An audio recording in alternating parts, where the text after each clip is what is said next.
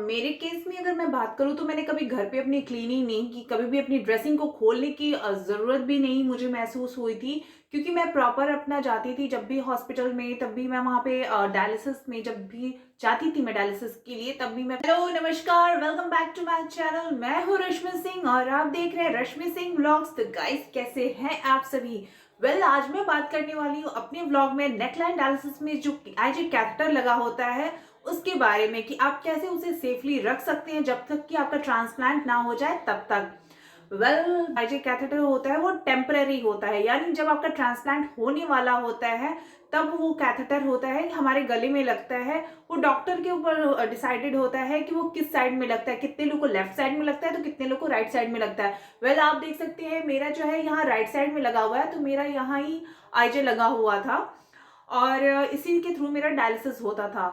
जब मेरी first time जो मैं आईसीयू में एडमिट हुई, जब मुझे पता चला कि मेरी किडनी फेल हो चुकी है, उसी वक्त जो वो था मेरा पहला डायलिसिस हुआ था और उसी वक्त मुझे ये आईजे लगा था। कितने लोगों का होता है कि आईजे जो होता है हर 15 डेज बाद चेंज हो जाता है, वहीं कितने लोगों का 1 मंथ तक चेंज होता है। वहीं अगर मैं अपनी बात करूं तो मेरा जो आईजे मैंने बताया कि मेरा 15 डेज बाद चेंज हुआ और उसके बाद सीधे वो आईजे जो मेरा है 7 मंथ तक चला था, उसके बाद मेरा सीधे ट्रांसप्लांट हुआ। तो इस आईजे को मैंने कैसे इतने दिनों तक प्रिकॉशंस के साथ रखा ताकि वो इन्फेक्टेड ना हो और ना ही मैं उसके थ्रू इन्फेक्टेड हूँ। तो गाइज, इसके बारे में मैं बात करने वाली हूँ कि मैंने कुछ ऐसे प्रिकॉशंस लिए थे जिससे मैंने अपने आईजी को बहुत ही सेफली तरीके से रखा हुआ था। तो चलिए बढ़ाते हैं व्लॉग को आगे, स्टार्ट करते हैं। सबसे पहला पॉइंट जो मैं आपको बताने वाली हूँ वो है कि जब आपका आईजे लगा होता है आपके नेक में, तो प्लीज कोशिश करिए उसको कि ड्रेसिंग होने के बाद आप बिल्कुल भी उसे टच ना करें, क्योंकि आईजे में ये प्रॉब्लम होती है कि जब हमारा आईजे लग जाता है गले में, तो जब नया नया आपको एंटर किया जाता है उसमें, तो वो 1-2 दिन तक पेन रहता है। किसी भी चोट को जब आप कहीं भी आपके कैथ जैसे कैनुला हुआ ये भी पेन करता है आपको तुरंत जब लगता है, तो ठीक है। तो वैसे ही वो भी 1-2 दिन तक पेन करेगा, लेकिन उसके बाद से क्या होता है, जैसे जैसे वो चीजें ड्राई होने लगती है, जैसे जैसे कैथेटर हमारा थोड़ा पुराना होने लगता है, वैसे वैसे इचनेस होने लगती है। तो हम कोशिश करते हैं कि यहाँ हाथ रख के पूरे उसे इचिंग कर सके। तो ये चीज करने से बिल्कुल आप बचिएगा। इचिंग कितनी भी हो, आपको उसको टच नहीं करना है। आपके टच करने से वो इन्फेक्टेड हो सकता है, जिसकी वजह से आपको भी इन्फेक्शन हो सकता है। आईजे कैथेटर जो होता है, अगर हम कंपेयर करें फिस्टुला से, तो काफी ज्यादा प्रिकॉशंस की जरूरत होती है आईजे को फिस्टुला से, क्योंकि फिस्टुला जो होता है हमारा आउटर नहीं होता, ये इनर वेन्स में होते हैं। वहीं जो कैथेटर होता है, ये जो आईजे कैथेटर होता है तो बाहरी होता है, इसीलिए आईजे जो है ज्यादा इन्फेक्टेड होने के चांसेस रहते हैं। लेकिन अब मैंने फिस्टुला से ज्यादा प्रेफर किया आईजे को प्रिकॉशंस के साथ रखना, क्योंकि फिस्टुला और आईजे में अगर कंपेयर करें तो आईजे मुझे ज्यादा बेटर लगा। बस हमें उसे इन्फेक्शन होने से बचाना है, क्योंकि जब आपका ट्रांसप्लांट बहुत जल्दी होने वाला होता है, लाइक आप तभी आपको जो होता है ये कैथेटर लगता है। अदरवाइज अगर आप पूरे लाइफ टाइम डायलिसिस पे रहना चाहते हो तो उस टाइम जो होता है आपका फिस्टुला लगता है। तो मैं पहली पॉइंट ये थी कि आप बिल्कुल भी उसे टच ना करें। सेकंड पॉइंट ये था कि जब भी आप ड्रेसिंग के लिए जाते हो, ऑब्वियसली बात है, अगर हम डायलिसिस पे होते हैं तो हमारा ट्वाइस अ वीक या थ्राइस अ वीक जो होता है वो डायलिसिस होता है। कितने लोग का वंस अ वीक होता है, जो भी होता है। लेकिन जब भी आप ड्रेसिंग के लिए जाते हैं तो कोशिश करिए आप पैरामेडिकल स्टाफ जो होते हैं उनसे आप ये कहिए कि वो पूरी प्रॉपर क्लीनिंग करें आपके उस एरिया की। अगर आप घर पे अपनी क्लीनिंग करना चाहते हैं तो उसके लिए भी आपको जो होता है यहाँ पे आयोडीन सोल्यूशन जो है, ये मुझे हॉस्पिटल से ही मिला था। ये ट्रांसप्लांट के बाद से मुझे मिला था। इसका जो यूज होता है मेनली होता है पैरामेडिकल स्टाफ जो होते हैं वो क्लीनिंग करते हैं जब आपके एरिया के, स्प्रिट से करते हैं। स्प्रिट से क्या होता है कि थोड़ी बहुत हमें टिंगलिंग से पेन होती है, मतलब इचनेस भी लगती है उस टाइम, और इससे जो है बिल्कुल भी कुछ समझ में नहीं आता, इससे भी प्रॉपर क्लीनिंग हो जाती है। तो अगर वो जब स्प्रिट से क्लीन करते हैं और आपको थोड़ा अनकंफर्टेबल सा फील होता है तो वो पूछते भी हैं कि अगर आपको कुछ प्रॉब्लम है तो हम इससे क्लीन कर देंगे। तो स्प्रेड से ज़्यादा उनको लगता है कि ज़्यादा अच्छे से क्लीनिंग हो जाती है और इन्फेक्शंस नहीं होते, इसीलिए वो क्लीनिंग करते थे। बट जब आप अनकंफर्टेबल फील करोगे तो वो इससे भी करेंगे और इससे भी कोई प्रॉब्लम नहीं होती है। बहुत अच्छा क्लीनिंग करता है ये, क्योंकि ट्रांसप्लांट के बाद जो है मैं जब ये मुझे हॉस्पिटल से मिला तो यहाँ आने के बाद, वैसे तो ये सारे कैथेटर मुझे आप देख सकते हैं यहाँ पे, कैथेटर तो निकल गया, तो ऑब्वियस सी बात है कि जब आपका ट्रांसप्लांट हो जाएगा तो ये सारी चीज़ें नहीं रहेंगी। हाँ, उनके निशान ज़रूर रह जाएँगे आपके गले में। तो ये अभी तक है और देखते हैं पता नहीं कब तक ये खत्म होगा निशान। लेकिन मैं इन्हें प्रॉपर क्लीन करती थी। मैं इसी आयोडीन सॉल्यूशन से कॉटन में लेके इसको बिना डाइल्यूट किए ही, आप अनडाइल्यूटेड ही फॉर्म में आप क्या करिए, इसे बहुत अच्छे से क्लीन करती थी मैं। जहाँ जहाँ भी मेरे निशान है, जैसे यहाँ पे इसके स्टिचेस के पास जो ड्रेनेज के पाइप उन्होंने लगा रखे होते हैं, उसे निकालने के बाद भी वहाँ पे थोड़ा सा दर्द होता है, तो वहाँ भी क्लीनिंग की जरूरत पड़ी थी। तो मैं इसे आयोडीन सोल्यूशन से क्लीन करती थी। मैंने 25 डेज तक इसी सोल्यूशन से क्लीन किया है। इनफैक्ट तो आप अगर घर पे, वैसे मेरे केस में अगर मैं बात करूँ तो मैंने कभी घर पे अपनी क्लीनिंग नहीं की, कभी भी अपनी ड्रेसिंग को खोलने की ज़रूरत भी नहीं मुझे महसूस हुई थी, क्योंकि मैं प्रॉपर अपना जाती थी जब भी हॉस्पिटल में, तब भी मैं वहाँ पे डायलिसिस में जब भी जाती थी मैं डायलिसिस के लिए, तब भी मैं अपना पूरा प्रॉपर क्लीनिंग करवाती थी। क्योंकि कभी कभी होते हैं ना कुछ स्टाफ्स ऐसे होते हैं जो बस ऐसे फॉर्मेलिटी कर देते हैं, तो ये बात भी बहुत ध्यान रखिएगा कि जब भी आप करवाएं तो उनसे बोलिए कि पूरे अच्छे से वो क्लीनिंग करें। इसका आपको खुद ही पता चल जाएगा कि अगर वो क्लीनिंग अच्छे से हुई है तो आपको इचनेस नहीं होगी, यानी ड्रेसिंग के बाद आपको इचनेस नहीं होगी। वहीं अगर क्लीनिंग कभी कभी अच्छे से नहीं होती है तो हमें बहुत ही ज़्यादा इचिंगनेस होने लगती है। तो ये चीज़ आपको खुद पता चल जाएगी कि आपकी क्लीनिंग अच्छी हुई है या नहीं हुई है। तो इस बात का ज़रूर आपको ख्याल रखना पड़ेगा कि आपकी क्लीनिंग कैसी हो रही है। अगर थर्ड हम बात करें कि अगर आप घर पे करते हो कि घर पे भी हम क्या अपनी ड्रेसिंग ऐसे कर सकते हैं, तो बाय द वे मुझे नहीं लगता कि ऐसे घर पे ज़रूरत पड़ती है। क्योंकि अगर आपको जब हॉस्पिटल विजिट करना पड़ता है तो आप वहीं करवा लेते हो, और वो बैंडेज जो होता है 1-2 दिन के लिए काफ़ी होता है, वैसे अटैच रहता है आपसे।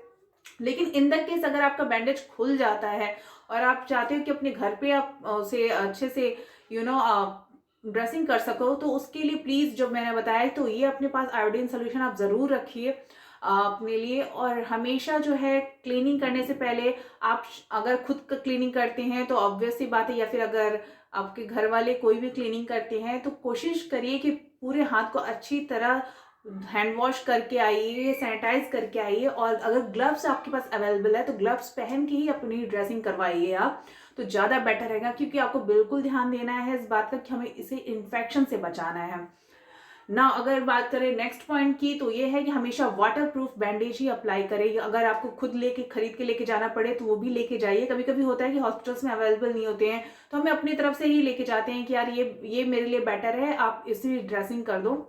तो वाटर प्रूफ बैंडेज जो होता है काफ़ी बेटर होता है, और एक तरफ से आप बिल्कुल निश्चिंत होते हो कि इस पर आपको जो है पानी नहीं आएगा।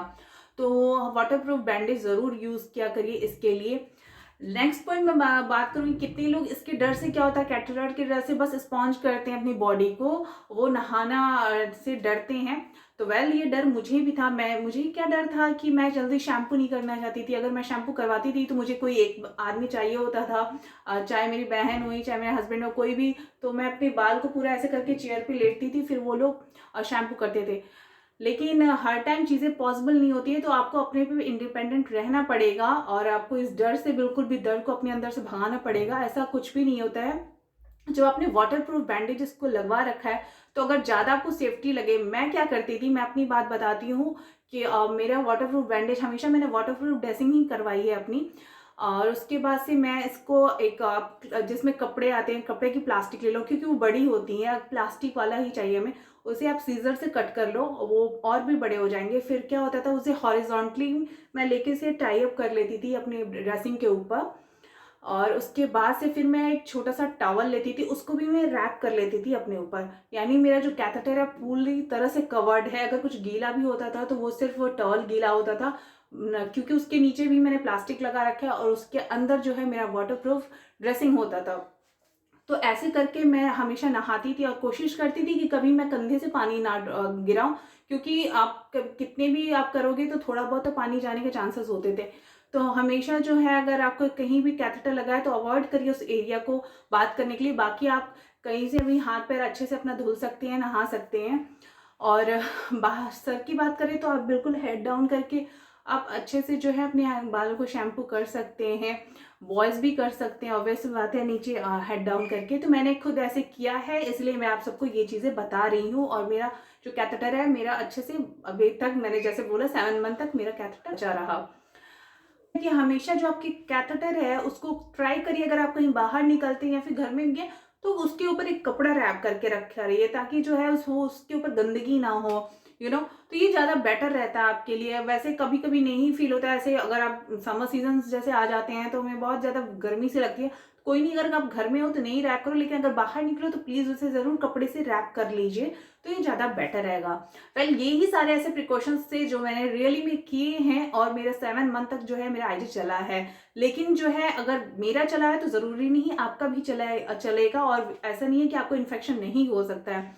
क्योंकि मेरे केस में क्या होता है, मैं ये चीज़ें वॉच भी करती थी कि जैसे कभी हुआ कि डायलिसिस के टाइम जो है मेरा फ्लो नहीं आता था, तो वहीं जो पैरामेडिकल स्टाफ्स होते हैं, जो भी टेक्नीशियंस होते हैं, उनका कहना होता था कि यार आपका आईजे चेंज करना पड़ेगा क्योंकि आपको फ्लो नहीं आ रहा है। लेकिन वहीं सेकंड डे जब भी मैं रहती थी, मेरा फ्लो होने लगता था।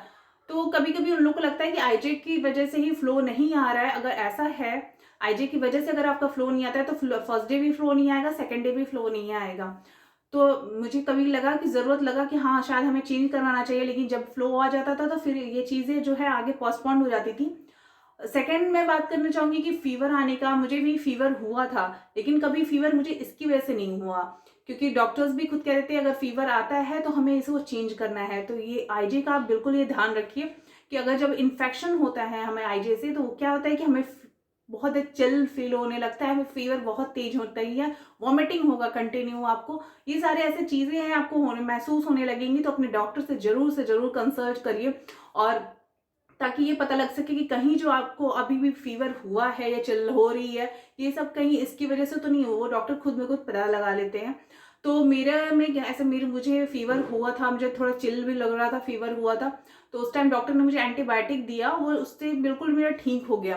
क्योंकि अगर आईजे से रहता तो ऑब्वियसली बात है वो चीज़ें तब भी मेरी ठीक नहीं होती, यानी मेरे आईजे से मुझे इन्फेक्शन नहीं हुआ था। लेकिन मैं अगर आप लोग की बात करूं, अगर आप में से किसी को भी ऐसा फीलिंग हो रहा है, या फिर कभी भी आपका आईजे जो है गलती से भी अगर आप थोड़ा सा बहुत भी गीला हो गया, वेट हो गया, तो प्लीज़ अपने डॉक्टर से ज़रूर कंसल्ट करिए, और अपनी ड्रेसिंग को ज़रूर उस टाइम चेंज करवा दीजिए, क्योंकि इसे जो है बिल्कुल भी आपको ड्राई रखना है, गीला होने से बिल्कुल ही बचाना है, क्योंकि गीली चीज़ें वैसे भी बहुत जल्दी इन्फेक्टेड हो जाती हैं। तो गाइज, मैं ऑल द बेस्ट आप लोगों को। अगर आप आईजे पे हो, अगर आपका जल्दी से जल्दी ट्रांसप्लांट होने वाला है, तो उसके लिए बहुत सारे विशेस आप लोग के लिए। लेकिन अगर आपके आईजे से आपको बिल्कुल भी फ्लो नहीं आ रहा है, तो इस बात पे बिल्कुल भी मत रहिए कि मुझे बहुत दिनों तक अपना आईजे चलाना है। नहीं, एक आदमी का चल गया तो इसका मतलब ये नहीं होता है कि हम सबका भी चल जाएगा। अगर आप उसे अच्छे से प्रिकॉशन से रखते हो, देखो आईजे किस कंडीशन में चेंज नहीं करवाना होता है। अगर आपका ब्लड फ्लो जो है वो प्रॉपर आ रहा है आईजे से, आपको आईजे होने से कोई भी फीवर नहीं आ रहा है, चिल नहीं हो रही है, आपको वॉमिटिंग नहीं आ रहा है, तो आईजे से आपको कोई प्रॉब्लम नहीं है, और आपका आईजे जो है वेट नहीं है, आप उसे बार बार टच नहीं करते हैं, आपकी गंदगी नहीं होती है, और आपकी क्लीनिंग अच्छी से होती है, तो आपके आईजे से आपको कोई भी प्रॉब्लम नहीं होगा। लेकिन हमेशा अपने आईजे को अच्छे से वॉच करिएगा। जैसा भी अगर ब्लड फ्लो बिल्कुल नहीं आ रहा है, तो उस टाइम आपको आईजे को चेंज जरूर करवाइएगा। तो होप आप सबको मेरी ये व्लॉग जो है पसंद आई होगी, और आपको काफ़ी चीज़ें समझ में आ गई होगी कि मैंने जो प्रिकॉशंस लिए थे अपने आईजे को बचाने के लिए। मिलते हैं नेक्स्ट व्लॉग में कुछ ऐसी इंपॉर्टेंट चीज़ों को लेके। मैं कोशिश करती हूँ कि जो भी इंफॉर्मेशन मुझे पता है, जो भी चीज़ें मैं एक्सपीरियंस करी हूँ, मैं आप सबके साथ शेयर करूँ, क्योंकि मुझे चीज़ों को आप में से कई लोग अभी फेस कर रहे हैं, तो उनके लिए ये चीज़ें जो है काफ़ी हेल्पफुल रहेंगी। तो guys, thank you and thank you so much for watching my vlog always, and please ज़रूर लाइक करिए, कमेंट करिए, और मेरे चैनल को सब्सक्राइब करिए। हमेशा अपना प्यार हमेशा ही ऐसे ही देते रहिए। So thank you guys, bye bye, नमस्कार। मिलते हैं नेक्स्ट व्लॉग में, तब तक के लिए बाय।